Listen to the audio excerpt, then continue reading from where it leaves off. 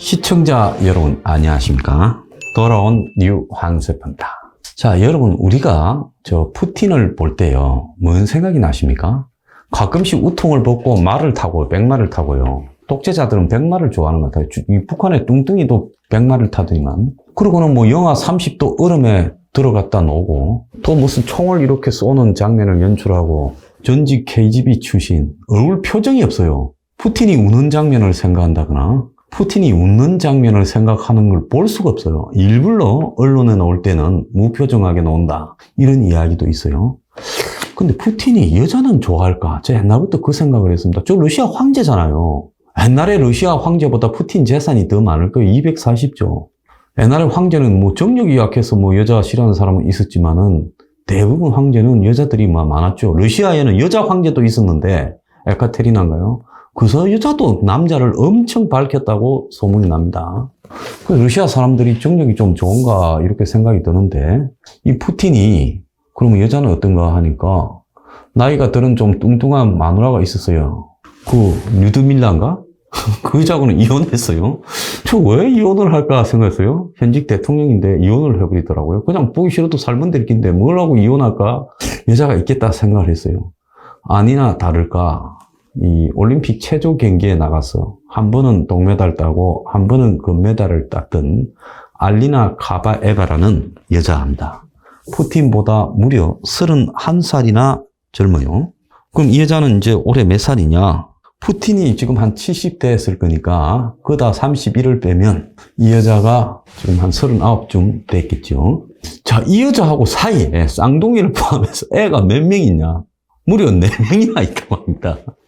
그런데 전에 제가 한번 이야기를 했죠. 넷플릭스를 이 관장하는 러시아의 미디어 그룹, 뭐 넥스트 미디어 그룹인가 하는데 이 여자가 회장이고 115억의 월급을 받는다는 거예요. 근데 넷플릭스가 이제 러시아에 안 보낸대요, 곧. 그래서 끊어버리면 이 여자는 이제 푸틴이 또 딴 데 어디 좋은 데 넣어서 월급을 100억 이상은 챙겨주겠지요. 자, 그런데 푸틴이 지금 우크라이나를 침공했습니다. 우크라이나가 러시아에 잘못한 거 하나 없어요. 2014년에 크림 반도를 갖고 갔어요. 그 경치가 좋고 러시아에서는 그 역대 황제들이 다 거기에 별장을 두고 하던 데입니다. 흑해 연안에. 근데 그걸 받아갔어요. 근데 그때까지만 해도 사람들은 참 침공을 해서 가져가는 건 잘못됐지만 옛날에 러시아 땅인데 후르시초프가 선물로 떼줬다. 이 크림 반도에 따로 떨어져 있었기 때문에 이건 너가 관장해라. 어차피 같은 나라였으니까, 소련이라는. 근데 이제 따로 떨어지다 보니까 그걸 들고 가버렸단 말이에요. 그러니까 그거 내놔까지는 정말 억지로 이해가 됐어요. 그런데 지금 우크라이나의 동쪽에 2개 공화국이 있는 이 루안스크하고 도네프르, 이 공화국 2개를 갖다가 또 자기 군대를 보내갖고, 그것도 군복을 입힌 게 아니라 그 공화국의 민병대처럼 옷을 바꿔입고 실제로 병사들을 보내가지고 친러인들을 선동해서 땅을 뺏어버렸어요. 지금 점령하고 있고 거기서 전투가 벌어지고 있었습니다. 부분적으로 동쪽에서만 싸우고 있었죠. 그런데 이번에 전면 침공을 해서 지금 우크라이나에 어제까지 180만 명, 장기적으로는 한 400만 명이 피난을 갈 거라는 겁니다. 제일 많이 가는 데가 폴란드, 루마니아, 몰도바, 자, 그리고 심지어 헝가리까지 몰려들고 있습니다. 자, 워낙 푸틴이 민가를 그냥 초토화시키고 있어요. 비행기를 폭격을 시키고 로켓포를 쏘고 요즘은 이제 미사일도 떨어져가 박격포까지 쏜답니다. 민간인을 상대로요. 그래서 어제 일가족 다 죽는 피난 가다가 그런 사태도 발생했죠. 또 푸틴이 몇 시간만 휴전해 줄게 민간인들을 대피시키랬는데 그 가는 통로가 어딘 줄 알아요? 벨라루스하고 러시아로 가도록 만들어놨다. 피난을 갔는데 가서 보면 벨라루스, 러시아 꼬봉이하고 러시아로. 근데 또 거기 곳곳에 지뢰까지 심어놨다는 거야. 그러니까 이게 인간 말종 중에 진짜 상말종이고 악질 중에 저런 악질이 없지요. 그래서 180만 명이 지금 피난을 가고 지금 민간인 수천 명, 유엔이 4,500명 죽었다는데 그것보다 훨씬 많이 죽고 나라가 부서진 걸 한번 보세요. 무조건 집을 다 쏴버리던데. 그래서 나라가 초토화되고 그 다음에 전기, 도로, 다리, 상하수도 다 끊어지고 폐허 덩어리가 되어가고 있습니다. 자, 이런 상황에서 20만 군대를 보내가지고 항복해라 했는데 우크라이나 국민들이 죽기를 각오하고 지금 젤렌스키 대통령부터 결사항전을 했어요. 오늘로서 며칠째인 줄 압니까? 13일째입니다. 4, 5일 안에 항복할 거라고 봤는데 지금 13일째를 가고 있는데 결정적인 도시, 제1도시가 키우고 그 다음에 제2의 도시가 하리키우고 제3의 도시가 이 오데사인데 이거 다 함락을 못 시키고 있어요. 그래서 지금 장기전으로 갈 것이다라고 예측을 하고 영국군 그 참모총장이 어제 의미심장한 이야기를 했더만 러시아가 졌다. 저게 계속 지금 이 항쟁을 할 거고 몇 달, 몇 년이 갈지 모른다. 푸틴은 절대로 러시아 군대로 우크라이나를 지금 점령할 수 없다라고 나왔고, 이참에 다 드러난 게 러시아 군대가요, 시리아에서 거의 시리아의 독재자 아사드가 IS하고 뭐 시리아의 시아파, 순위파 뭐 이렇게 반군들끼리 붙어가지고 난리가 났는데 러시아가 개입해가 폭탄으로 초토화시켜가 그걸 다 죽어가던 독재자를 살려놨습니다. 지금 다시 대통령 하고 있어요. 자, 그렇게 해서 야 정말 강하구나. 또 조지아를 침공했을 때는 나흘 만에 조지아가 항복해버렸습니다. 불과 나흘 만에. 수도 인근까지 가니까요. 그래서 러시아 군대가 엄청 강하다. 무기도 엄청 좋다. 훈련도 엄청 잘 시켰다. 이래가지고 한국의 밀떡들은 러시아 군대를 마치 숭상하듯이 이야기해요. 그런데 그 러시아 군대가 우크라이나에 이번에 가면서 얼마나 허접한가. 그리고 그 병사들이 얼마나 이 포로로 우크라이나군에 잡혀가지고 어디로 가는지 모르고 왔다. 훈련 가는 줄 알았다. 우크라이나에 간다 했지만 우크라이나하고 이야기가 다 됐다고 했다. 그런데 와서 보니까 민간인 죽이라 하고 난리가 났더라. 그래서 나는 반대한다라고 이야기하고 나중에 그런 친구들은 우크라이나 가면 맞아 러시아로 돌아가면 총살 당하겠죠. 그런데도 TV 나와서 다 폭로를 합니다. 푸틴은 물러나야 되고 러시아 국민들이 쫓아내라고요. 그러니까 곤란해지니까 러시아의 인터넷을 다 끊었습니다. 그래서 러시아 사람들이요 인터넷을 통해서 우크라이나전을 볼 수 없고요. 심지어 어제는 얼마나 웃기는 줄 압니까?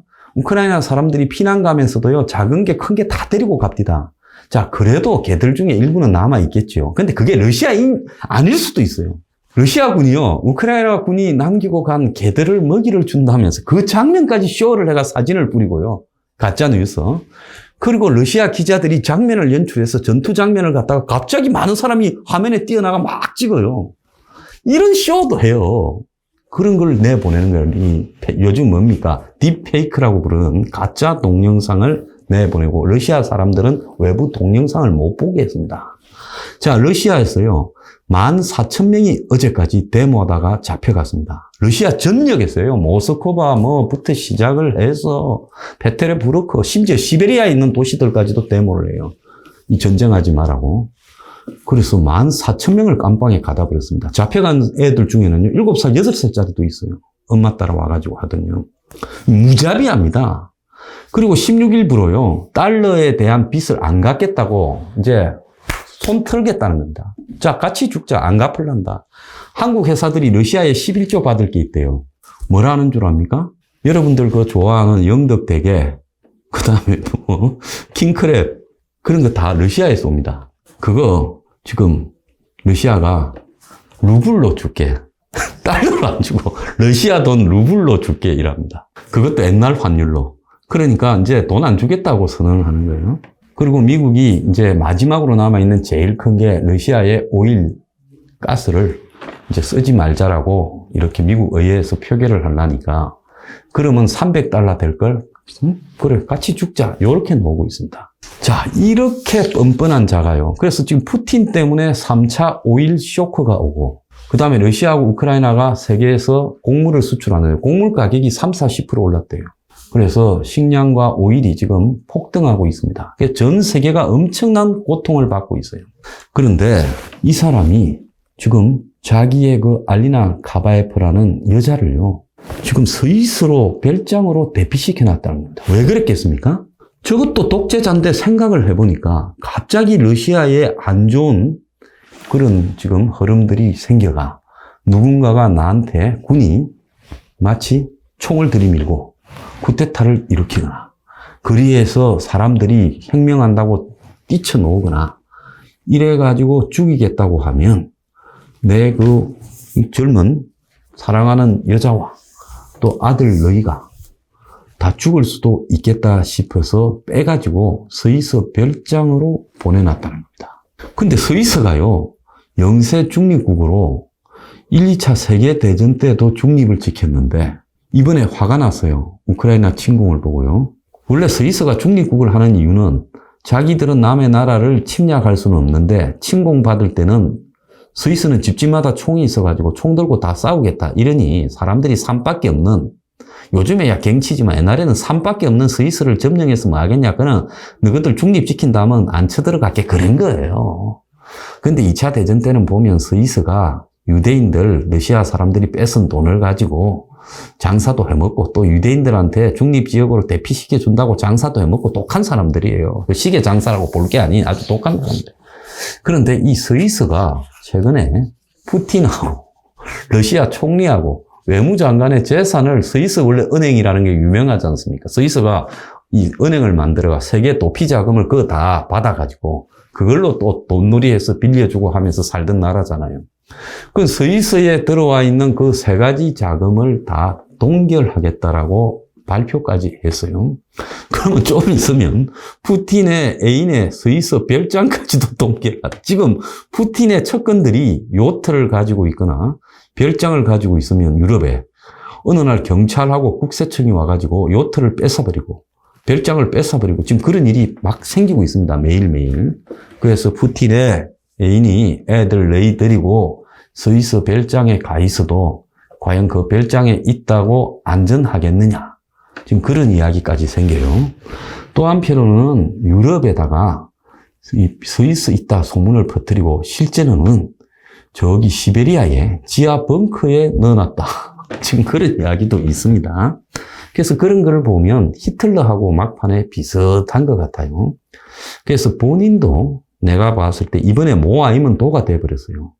이번에는 푸틴이 죽거나 아니면 살거나가 됐는데 우크라이나를 제가 볼 때 점령은 못한다고 봅니다. 그러면 시간이 자꾸 가면 러시아군의 사상자가요, 어제까지만 한 2,000명 정도예요. 러시아가 아프가니스탄에 한 7, 8년을 싸우고 13,000명 죽었어요. 그런데 러시아가 아프가니스탄에서 너무 많이 죽어가 소련이 무너지는 계기가 됐댔는데 몇 년을 싸우고 13,000명이 죽었는데 지금 13, 14일을 싸우고 그 정도 죽은 상황으로 지금 가고 있어요. 그러면 만약에 러시아가 몇 달을 더 끄면 제가 볼 때 몇만 명씩 죽어나갈 겁니다. 그걸 감당할 수 있겠느냐? 못할 거라고. 지금 식량도 없는데요. 오일도 없고요. 그래서 푸틴이 자기의 최후를 예감을 어느 정도는 하고 있는 것 아닐까? 그러잖아요. 그러지 않으면 지가 진짜 대외적으로 과시하는 것처럼 좀 푸틴이 이긴다. 그리고 많은 세계 언론들이 그렇게 보도하지 않습니까? 결론은 이길 거다. 우크라이나가 어느 정도 항복하고 합의가 돼서 끝날 거다. 이렇게 보는 사람도 아직 많아요. 그렇다면 뭐 하려고 지 애인하고 애들을 외국으로 저렇게 대피시키거나 시베리아 벙커에 넣어놨겠습니까? 좌우간 러시아에서 사라진 것은 분명한 거다. 그래서 독재자 푸틴이 자기의 비참한 말로를 예견하고 있는 것 아닐까? 황세표는 그렇게 생각합니다. 오늘의 디저트, 러시아에서 사라진 푸틴의 가족, 그의 비참한 말로를 예견하는 것이다.